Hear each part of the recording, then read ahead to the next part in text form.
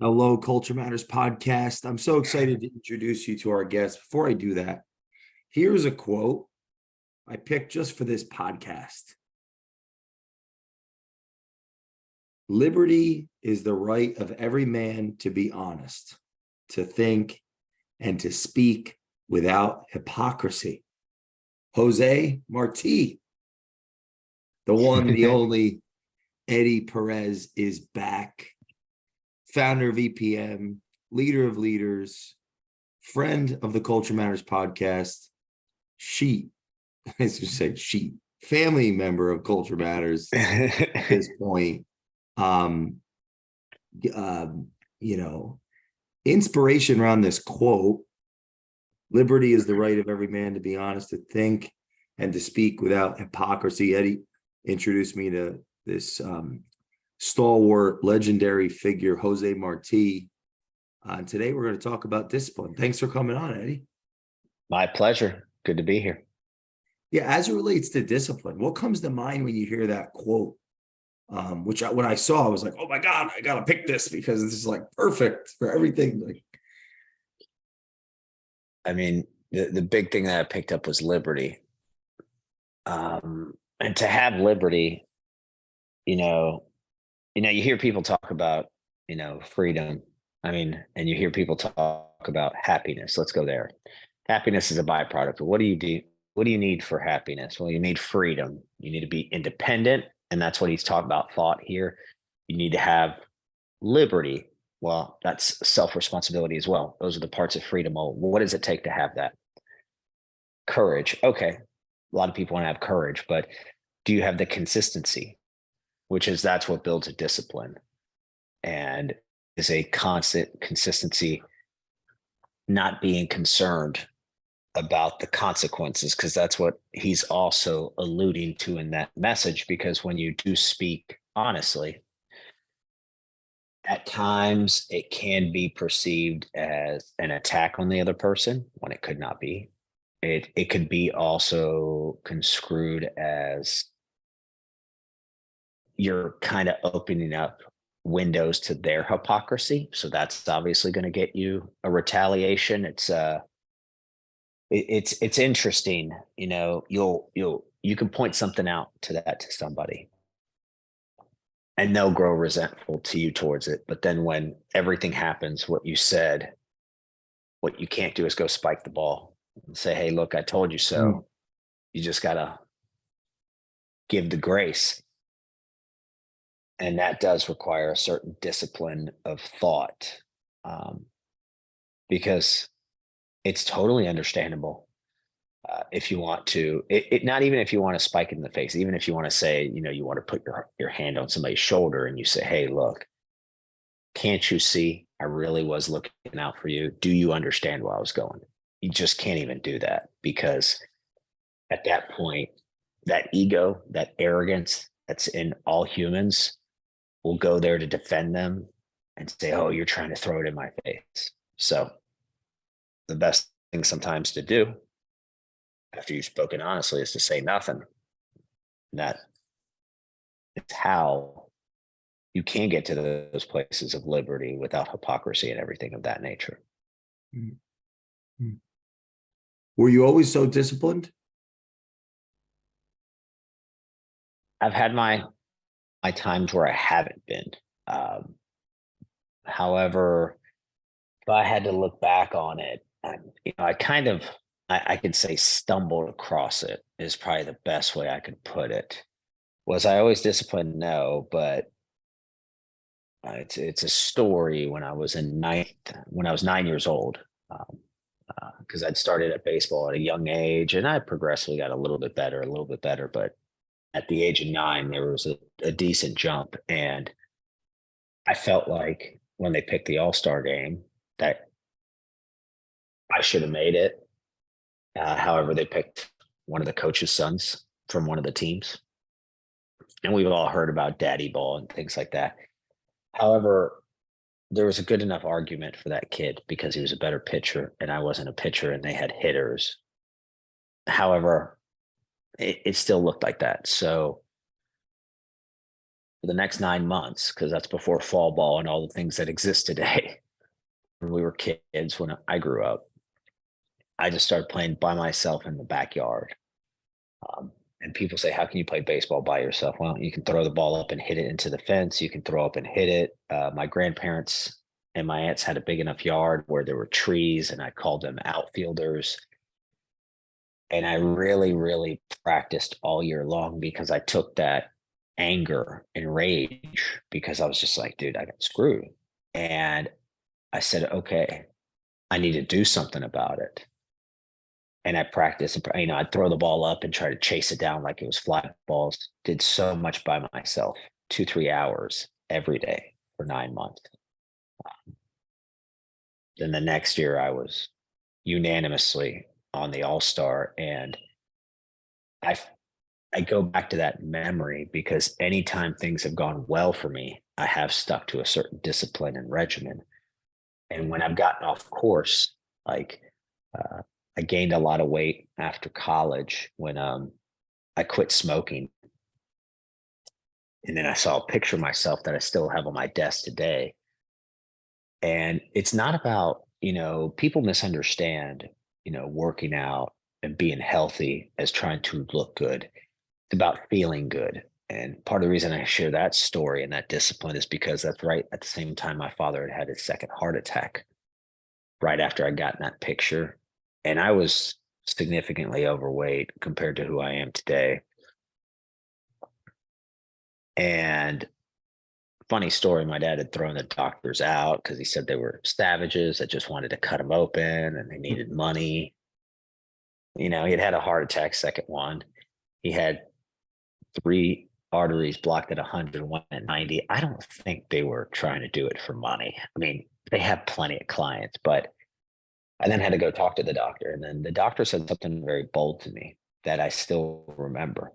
He said, how old are you, son? And I was like 24. He goes, how old's your dad? I said 60. He goes, yeah, you're not going to make it to his age the way you're going. You're overweight. You have the same symptoms that he has. You have not taken care of yourself. I went and got a gym membership that day. I started learning more about nutrition because I knew it wasn't just about working out. That's where a lot of people fail. And I knew that there was something about that. And then I went back to all my successes. There was a regimen and a discipline to it, because that takes courage to do that, because you're going to have everybody telling you, oh no, try this. Oh no, try that. Like, I just came back from vacation, and there's certain things I gave up this year because I wanted to see if I could do it. It's like, and it wasn't just like a conquest. I want it to be growth because of the sacrifice and what I sacrificed.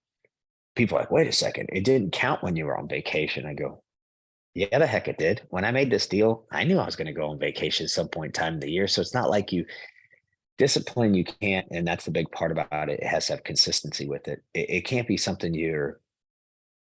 I'm going to be disciplined for this one meal, and then my next one, I'm going to eat, a pound of French fries. Like, it doesn't work like that. And I want to be clear, though, it does not mean every once in a while, if you want to have a cheat meal or you don't want to work out, look, we're human. It's about consistency. So, and really understanding it. So no, I wasn't always, but at a young age, I discovered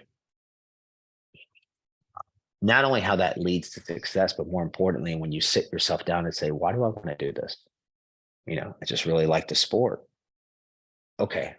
Then when you can, I don't want to say name your struggle, but name your reason, and not, oh, I just want to make my dad proud, but you want to make yourself proud.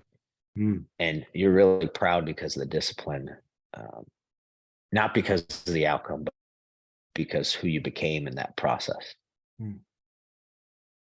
What about, what leads to the lack of discipline? What do you think? In myself or in general? Either. I mean, I would say just for humans, it's just, there's a great book out there, The War of Art, that talks about the resistance in your mind. As humans, our ability to think, the species to be able to think is a good thing. It can also, lead down bad roads, very detrimental roads. So I think it's that. I think it's just that war that you got to deal with, and it's just. I also think bad influences, and by the word bad, I mean non-beneficial influences, and a lot of them can be your family and closest people to you. Doesn't mean they're not a good influence overall, but maybe not in that realm. And you have to understand that, because a lot of times if people can't see something or they don't see themselves doing it, they'll do everything in their ability to try to get you not to do it either, because they say, oh, that can't be possible. I mean, think about if, Abe Lincoln had listened to everybody about emancipation and ending slavery. And even he took a lot of criticism for how he did it, because he knew what his end goal was, but he knew he couldn't jump it too far ahead or the sabotage would happen. So it had to be um, a slow movement, even to the point. What a lot of people don't know about his story is he'd already written the Emancipation 2 years earlier, and they just said, we don't have enough victories on the battlefield to really implement it. So he had to take sadly, a political route and be a little callous. And then people thought he was something he wasn't because of that. It wasn't. His end goal was still there. He just said, we need victories, because if not, this sounds like a fatal last cry, battle cry to try to generate something. So smart move. So I think that's it. I think it's just the influences around you, because they can't do it. We'll tell you it's not possible, and everything's possible. It doesn't mean it occurs, but there's nothing that's not possible if you go all in on it. How important is drive?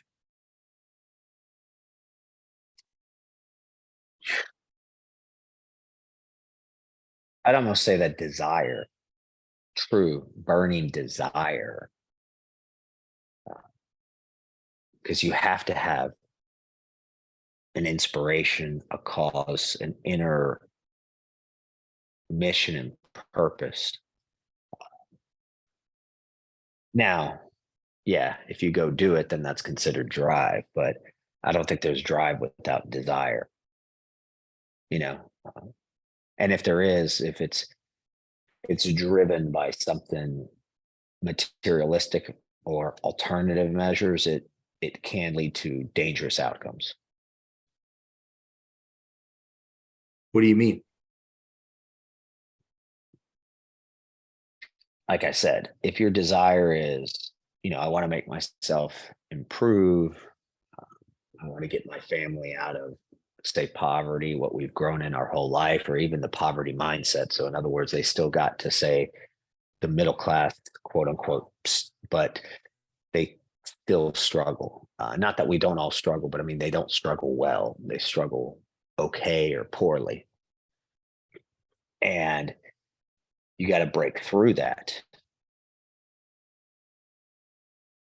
So that's the big key about it, is how do you break through with it, and how do you go with it?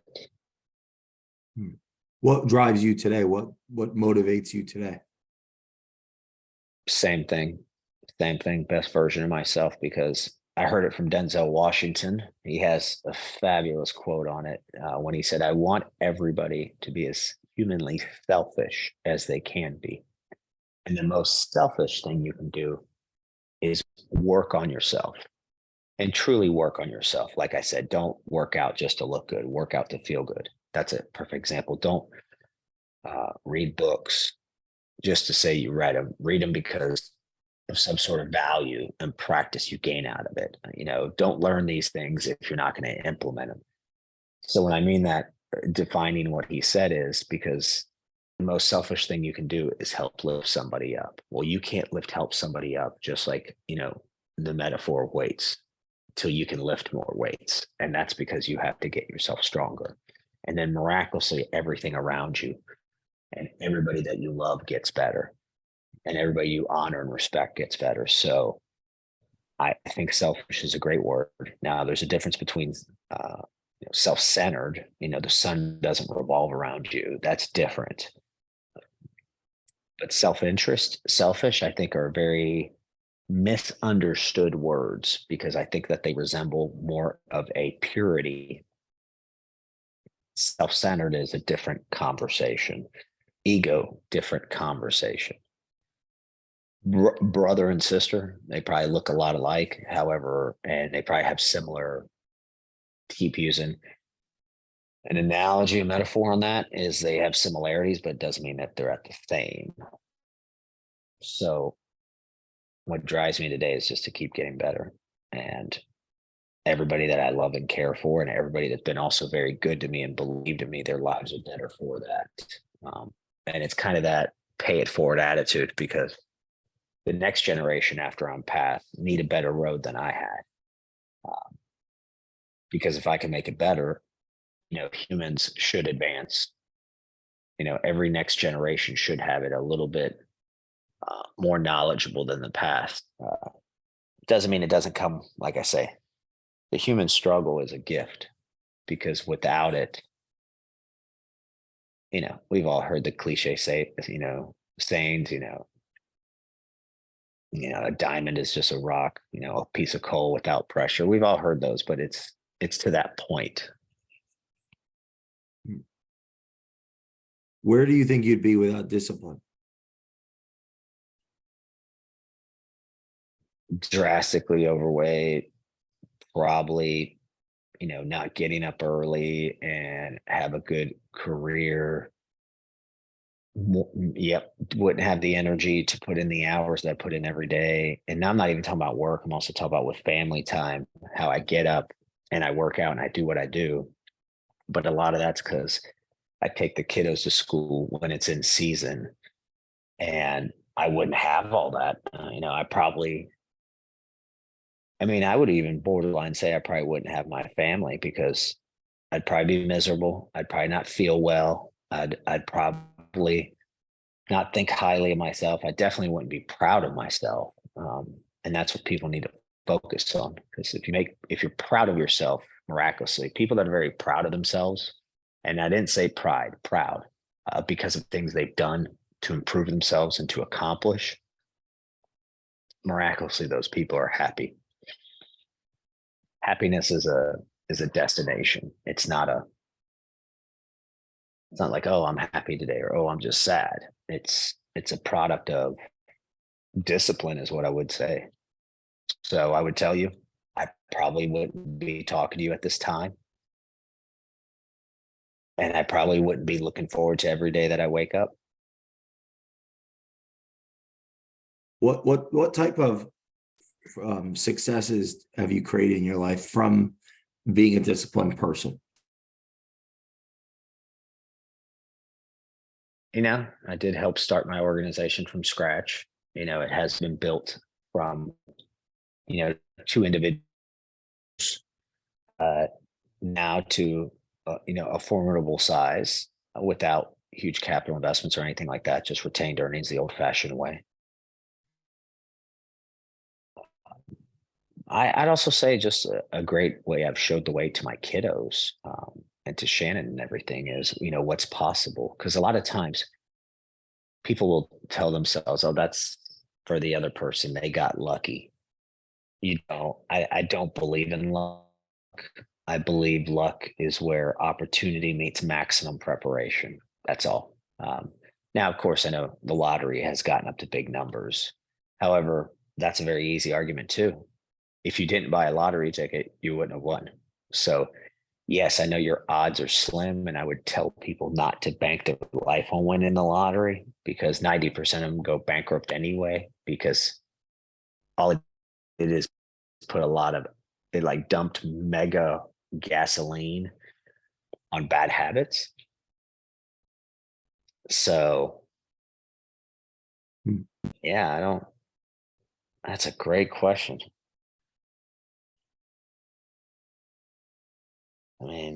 So many things have gone from the road of discipline.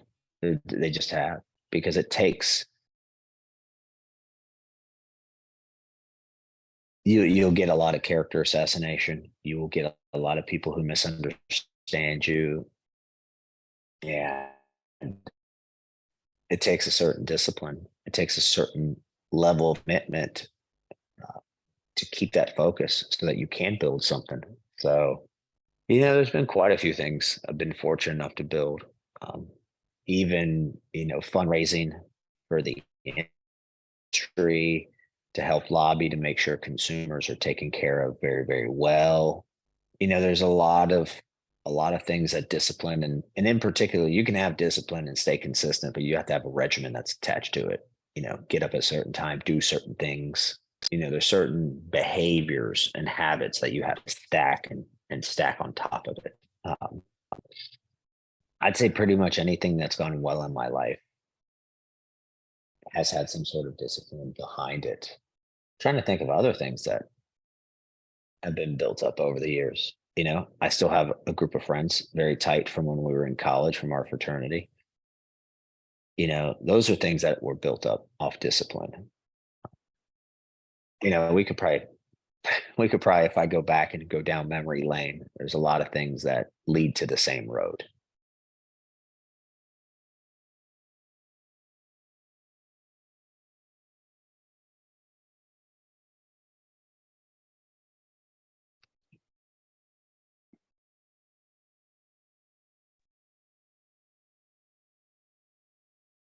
You left.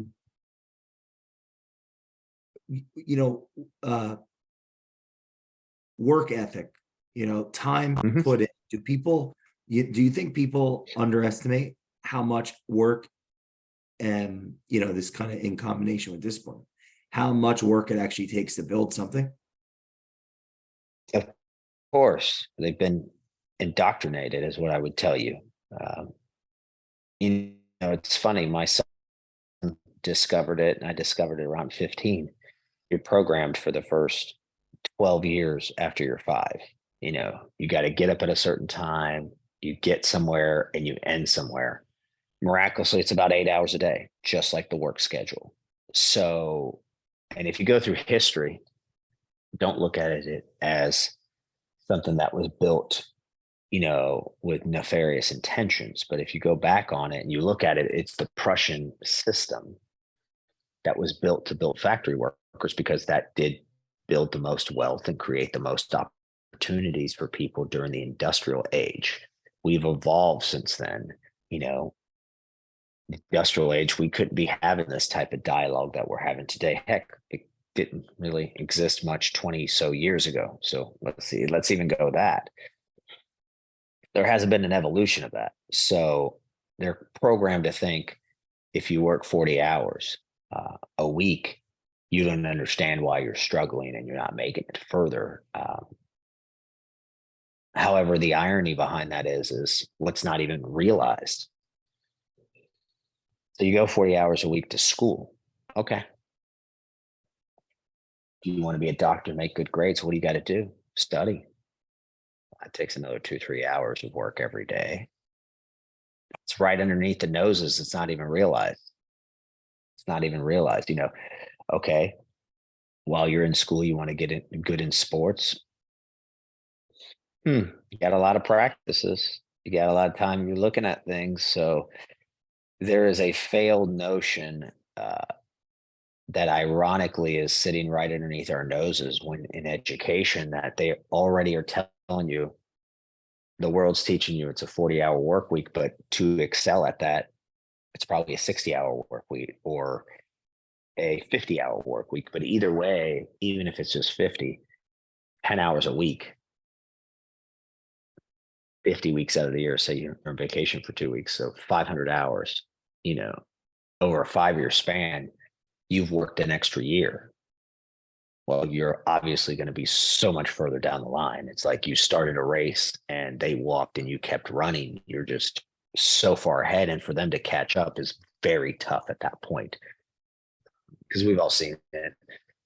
You had somebody who passed you on the highway, going on vacation as as kids, and to catch up to them, you're like going 100 while they're going like 60, 70 to catch up to them. And then when you finally do, yeah, you blow past them, but think about how much energy that took to get there. So yeah, I think people are just, I don't think people understand the time. Now, the good thing is there's 24 hours in the day. There really is enough time. And you should sleep at least 7 to 8 hours every day. So that means you have about 16 hours to pull it all off.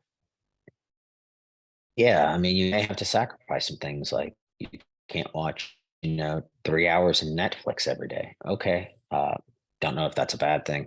Actually, I would tell you that's probably a very positive thing. Because even the TV stimulations, those electronics, not the best for your eyes, not the best for your mind, keep you racing. So I didn't say you're not going to have to give things up. However, it's really not as tough as you think. It's boring, it's mundane. However, it's like anything, it's how you get a little bit better every day, just a little bit. So yeah, I think people don't, and I'm not sure some people want to, Mm. once you tell them what the price is that they've got to pay. I think it's like they don't want to pay for a certain car. Nah, I don't want to pay that price. I think it's the same way. Yeah, what do you say to the person that says they want success, but they don't like what the idea of paying that price you're talking about? What do I say? It's funny. Most people who don't get anywhere, the mediocrity, I'll say, that can live in all of us.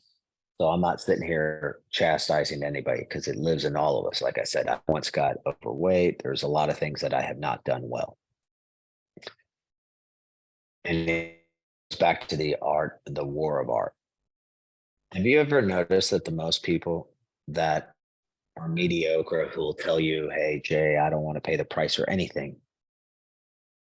It's really arrogant and ego that it's soaked. It's ironic, people will in my past life, I am no trainer by any means. I am not a nutritionist by any means. However, me compared to more people, I have a lot more knowledge there because I have good advisors that advise me on it. So it's not like it's my information. They're the experts. I just know how to channel it. And people argue with me. And then I look at them and I'm like, okay, you look that way. You feel that way. You can't sleep as well as I can sleep. However, I don't know what I'm talking about. That's just part of the human condition. What do I say to them? I don't chastise them. I ask them, well, why don't you want to pay the price? What is it that's preventing you? And it's usually some sort of ego and arrogance. I don't feel like I'm going to take care of my family really well. I won't be around. And I'm like, well, what do you do when you're there? If you're not engaging with them, what do you do? Sit around so you're just in their presence? Well, I'd probably tell you that you really didn't want to work. That's one. I think that's an epidemic that's going out there of the mind. I think people just do not want to work. They just really don't. And ironically, putting in the work, even if you want to be the best school teacher in the world. And I say that because my mother was a school teacher who put in a lot of extra hours to be a good one. You will feel very proud about your life. You will not be a nihilist, and it will sit well to pay the price. However, you can just ask why they don't want to pay it or how they don't see the benefits of paying the price.